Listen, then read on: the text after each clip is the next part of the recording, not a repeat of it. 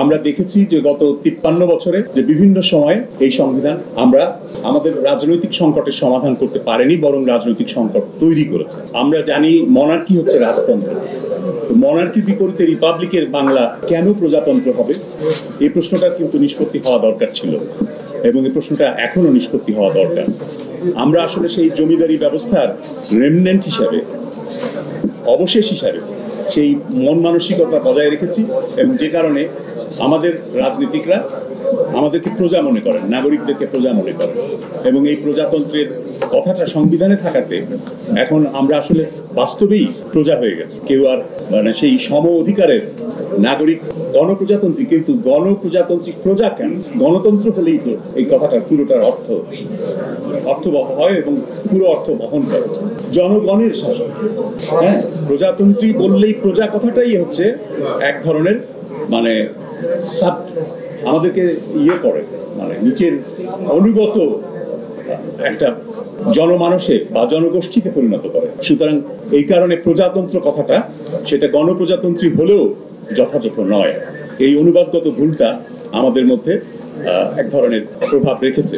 মূল কথায় আসি, সংবিধান সম্পর্কে আমার যে ব্যক্তিগত মতামত সেটা হলো যে সংবিধান আমরা দেখেছি যে গত 53 বছরে যে বিভিন্ন সময়ে এই সংবিধান আমরা আমাদের রাজনৈতিক সংকটের সমাধান করতে পারেনি, বরং রাজনৈতিক সংকট তৈরি করেছে, সংকট বাড়িয়েছে এবং এই সংকট কখনো কখনো রক্তাক্ত সংকট হয়েছে, রক্তাক্ত পন্থায় ক্ষমতার পরিবর্তন হয়েছে। সামরিক শাসন, সামরিক অভ্যুত্থান, ব্যর্থ অভ্যুত্থান, গণ অভ্যুত্থান, সমস্ত কিছুই গত 53 বছরের মধ্যে এরকম ঘটনা কতগুলো হিসাব করে দেখুন, ডজন খানেকের বেশি হয়ে যাবে। অর্থাৎ স্বাভাবিকভাবে ক্ষমতার পালাবদল ঘটার যে প্রক্রিয়া থাকার কথা সেটা কাজ করেনি।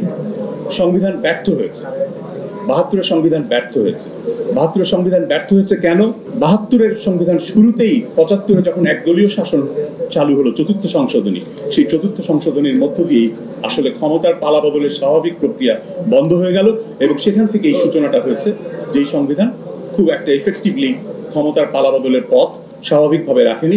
জনগণের ক্ষমতার চর্চার সুযোগটা, জনগণের মানবাধিকার রক্ষার যে অঙ্গীকার এই সংবিধানে আছে, সেই সংবিধান নিজেই আর সেটা রক্ষা করছে না।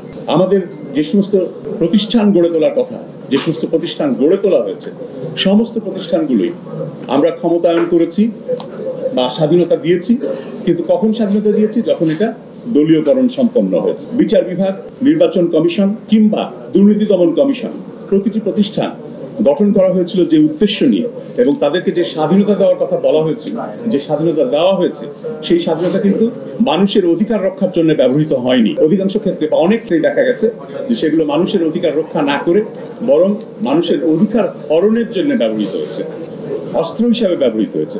উইপনাইজেশন অফ দিস ইনস্টিটিউশনস এবং দেয়ার ইন্ডিপেন্ডেন্স, এটা আমাদের জন্য একটা বড় সমস্যা তৈরি করেছে এবং এই উইপনাইজেশনটা আমাদের ঠেকাইতে হবে, ঠেকানো দরকার, জরুরিভাবে দরকার। প্রশ্ন হচ্ছে যে আমরা সংবিধান যে নিয়ে আলোচনাগুলো হচ্ছে, যে ত্রুটিগুলোর কথা আলোচনা হচ্ছে, এই ত্রুটিগুলো দূর করতে হবে। দূর করার উপায় কি? দূর করার প্রধান উপায় আমার মতে, আমি মনে করি যে নাগরিকের ক্ষমতায়নটা বাড়ানো দরকার। নাগরিকের ক্ষমতায়ন হয় নাই, আমাদের এই সংবিধানে নাগরিকদের ক্ষমতায়ন নেই। নাগরিকদের ক্ষমতায়ন কিভাবে থাকা দরকার?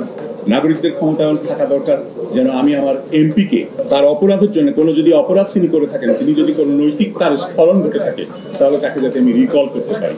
রিকল করার প্রভিশন থাকতে হবে। ব্রিটেনে একজন এমপি শুধুমাত্র ড্রাইভিং অফেন্সের জন্য গাড়ি চালানোর সময় স্পিডিং করেছিলেন এবং তারপরে সেটা মিথ্যা বলেছিলেন পুলিশের কাছে যে না, আমি স্পিডিং করি নাই, আমি স্পিডের লিমিটের মধ্যেই ছিলাম।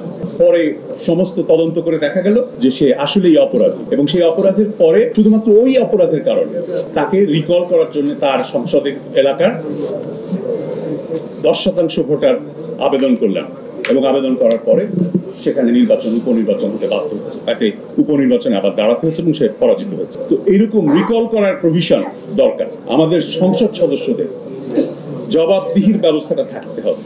এই জবাবদিহির ব্যবস্থা যতক্ষণ পর্যন্ত আমরা করতে না পারবো ততক্ষণ পর্যন্ত আমরা তাদের প্রজা হয়েই থাকি এবং এমপিরা তাদের কনস্টিটিউয়েন্সিতে এক একটা এটা ছোট ছোট রাজ্য তৈরি করে রাখবেন।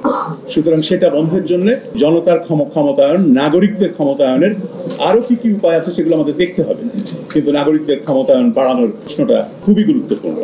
রাজনৈতিক দলগুলোর মধ্যে গণতন্ত্র না হলে, যদি আমরা রাজনৈতিক দলগুলোর মধ্যে গণতন্ত্র না আনতে পারি, চর্চা নিশ্চিত করতে না পারি, তাহলে কোনো কিছুই কাজ করবে না। কারণ যে আইন বা যে সংসদ বা যে ক্ষমতার কাঠামো গড়ে তোলা হবে, সেই ক্ষমতার কাঠামোতে ক্ষমতা চর্চা করবেন কারা? মূল ক্ষমতা তো চর্চা করবেন রাজনীতিকরা। সুতরাং রাজনৈতিক দলগুলোতে সংস্কারের প্রয়োজন, রাজনৈতিক দলগুলোর চর্চা, চরিত্র বদলের প্রয়োজন আমাদেরকে মানতে হবে, এবং সেটা রাজনৈতিক দলগুলোকে করার জন্য আমাদের চাপ দিতে হবে। এবং সেই রাজনৈতিক দলগুলোর পরিবর্তন যদি সম্ভব হয়, তাহলে অনেক পরিবর্তনই সম্ভব হবে।